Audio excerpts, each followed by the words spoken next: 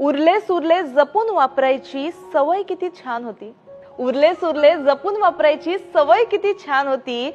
आयुष्य साधच होतं तरी मजा काही और होती.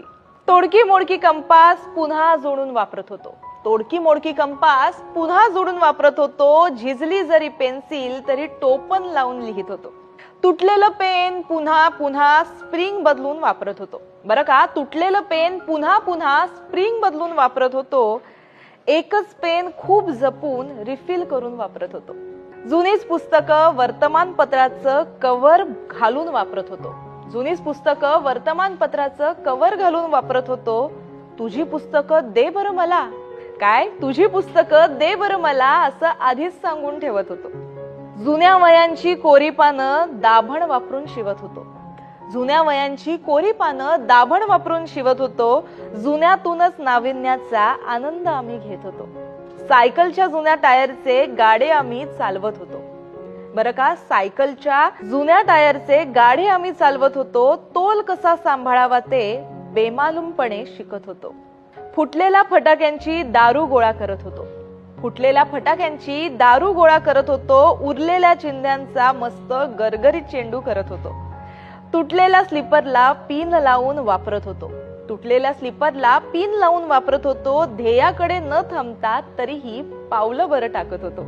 फुटलेल्या बांगड्यांनाही वाया घालवत नव्हतो. लहानपणी आम्ही फुटलेल्या बांगड्यांना सुद्धा वाया घालवत नव्हतो. दगडांचा बच्चू तर फरशीची लगोरी करत आम्ही खेळत होतो. फाटलेल्या गोधडीला ठिगळं लावून सजवत होतो. फाटलेल्या गोधडीला ठिगळं लावून सजवत होतो. उरलेल्या कापडांना धाग्या दोऱ्याचं सांधण घालत होतो. गंध जरी जुना असला तरी छंद मात्र नवा होता. गंध जरी जुना असला तरी छंद मात्र नवा होता. काटकसर अन बचतीचा संस्कार चिरकाल होता. बरं का, काटकसर आणि बचतीचा संस्कार चिरकाल होता. वापरा आणि फेकून द्याचा हल्ली जमाना आलाय.